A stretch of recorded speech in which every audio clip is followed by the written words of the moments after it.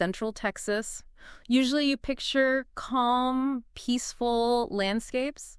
But July 2025, that image just shattered. Completely. Rivers swelling up, not by inches, but get this, 25 feet in just 1 hour. An unbelievable rate of rise. Homes just gone, roads dissolving away, replaced by this terrifying roar of floodwaters. That's really the chilling backdrop for the 2025 Texas flooding.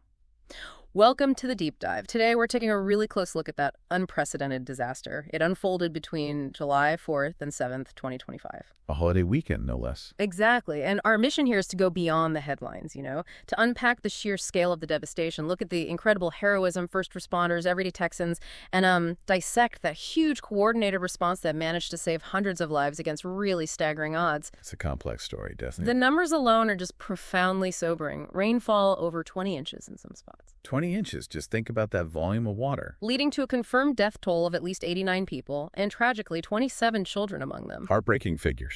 This wasn't just a tragedy, though. It also became, in a way, a sort of masterclass in how these pre-established coordination plans, like a well-oiled machine, can really amplify individual courage into mass rescue, even when facing something so unpredictable. Precisely.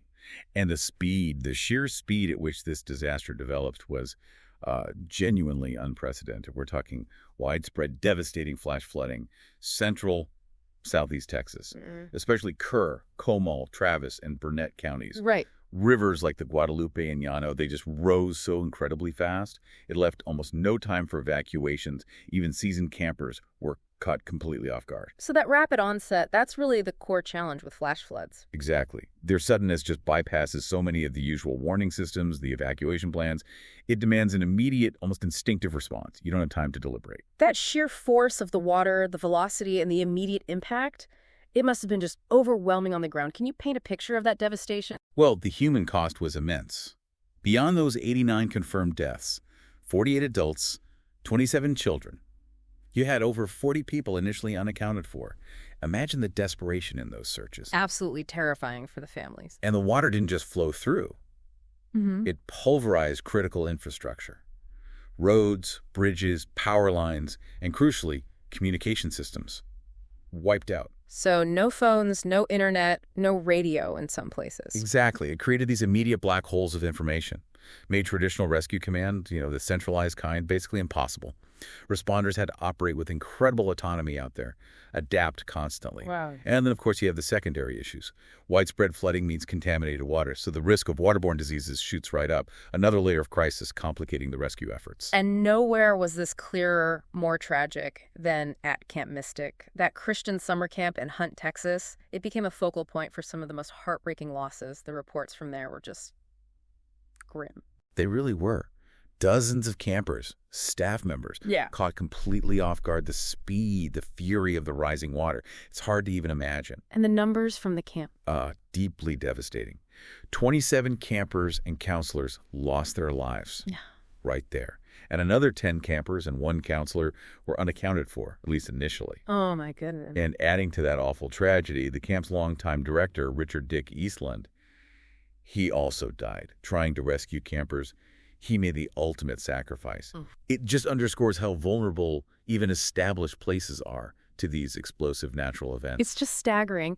And yet, amid all that chaos, you have these incredible stories of individual heroism, like Scott Reskin, a 26-year-old Coast Guard rescue swimmer from New Jersey. Right, his story is remarkable. What makes it stand out so much is that this was his very first official mission, just 6 months out of that intense training. Brand new to the job, essentially. And he arrives at Camp Mystic, finds himself the only first responder there, facing hundreds of terrified kids.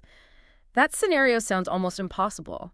How does someone, even with good training, even begin to handle that alone? Well, it really speaks volumes about the Coast Guard's training, its intensity, its focus. Ruskin was deployed from Air Station Corpus Christi, but the flight itself was an ordeal. Normally an hour, it took 7, maybe 8 hours. Because of the weather. Exactly. Some of the worst conditions his crew had ever encountered, they said. So he finally gets to Camp Mystic. And yeah, the situation is unimaginable. He described himself as the only person there as far as first responders go. Just him. Just him, facing about 200 scared, terrified, cold children, many with cuts on their bare feet from debris. And on top of that, his radio was out for 3 hours. Complete communication blackout. Yeah. Isolated, but still in charge. Wow, so no backup, no contact. What did he do? Did he freeze? No, remarkably, he didn't. He immediately went into triage mode. Drew on that high-level Coast Guard discipline. He actually said it's among the highest in the world. He assessed, he prioritized, he started organizing. So relying purely on that training, how did he bring order to that chaos as the only official authority figure there? He took command. Plain and simple. Despite being cut off, Ruskin managed the situation. He organized the evacuation of 165 people, mostly kids. As Army National Guard units started arriving, he worked with them. Coordinated with them on the ground? Yes, established landing zones, one at an archery field, another at a soccer field. He was the key person on the ground, directing groups of 10, 15 kids to the helicopters. Even physically carrying some who couldn't walk easily, helping them over wet rocks, preventing more injuries. It was a direct application of his specialized training in the absolute worst circumstances. Incredible. And his perspective afterwards is just striking. He's been called a hero, obviously, but he deflected that. He did. He said, the real heroes, I think, were the kids on the ground. They were staying strong. That helped inspire me to get in there and help them out. That's powerful, putting the focus back on the resilience of those he saved. Absolutely. And his family, they expressed immense pride, said he'd really found his calling in saving lives. It's quite a story. It really is. A testament to individual courage and training. And Ruskin's actions, that individual bravery and quick thinking, that self-reliance, it was crucial, a real linchpin. But it was also amplified by a much larger, coordinated wall of response, you could call it. Right. It wasn't just isolated incidents. No, far from it. Yeah. State and federal governments, plus vital nonprofit organizations, they mobilized massive resources.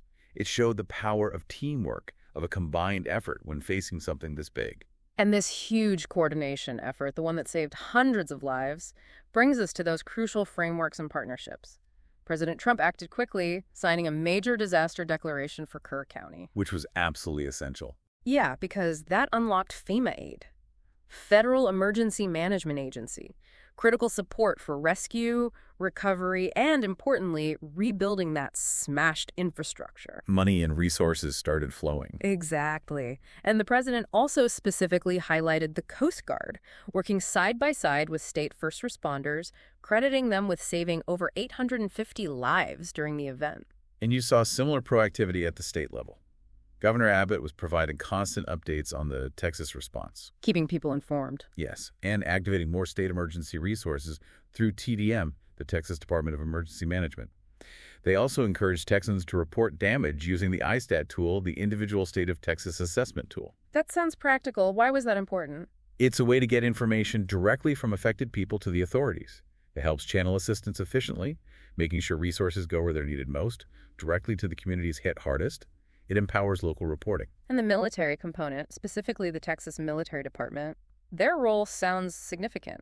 Hugely significant. They reported recovering 520 individuals just through their own operations. Wow, over 500 people. Yeah, that includes 361 air evacuations using those UH-60 Blackhawks, plus another 159 ground rescues.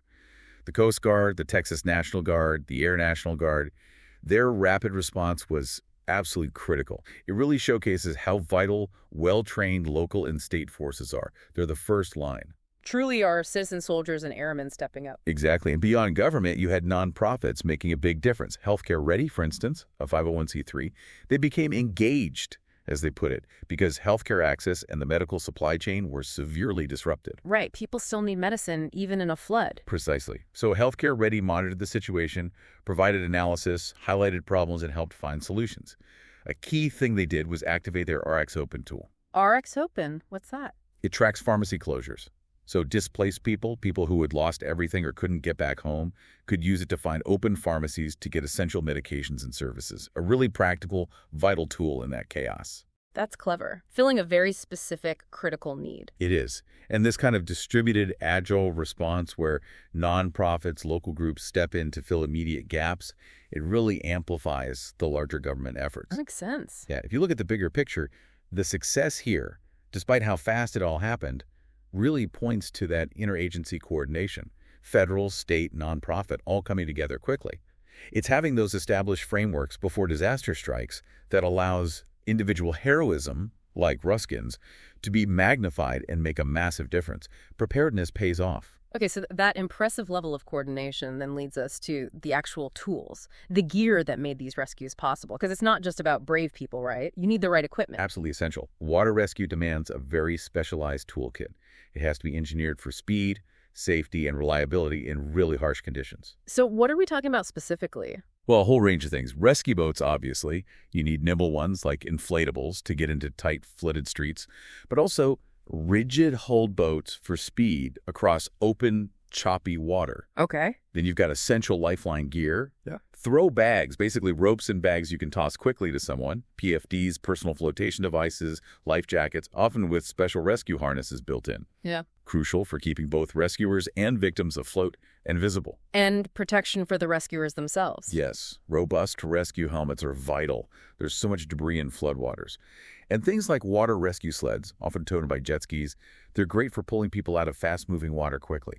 It sounds like a whole system of safety gear, really. What about the rescuers who actually go in the water? The swimmers, like Scott Ruskin, what specific tools do they use? Right, the swimmers have their own specialized kit. Powerful swim fins are key for propulsion against currents. Wetsuits or dry suits, depending on water temperature and contamination, vital for thermal protection. And rescue tubes, those foam floats they use to help support a victim and tow them safely. And technology is boosting this now, too, isn't it? Oh, absolutely. Technology is playing a bigger and bigger role. Innovation is really changing the game in some areas. Like what kind of newer tech? Well, rescue drones are becoming indispensable. They give you that bird's eye view, helping teams spot victims much faster, especially in areas that are hard to reach on foot or by boat. Finding people quickly must save lives. It does. And some drones, these lifebuoy drones, can actually deliver a flotation device directly to a person in the water. Yeah. Sometimes faster than a human rescuer can get there. Wow, that's amazing. Delivering help from the air. Exactly. And don't forget search and rescue dogs, SAR dogs. Highly trained animals. They can detect human scent even underwater sometimes, or if someone's buried under debris. Invaluable. Incredible animals. And for really complex rescues, maybe involving steep banks or large groups of people, you have specialized rope rescue systems.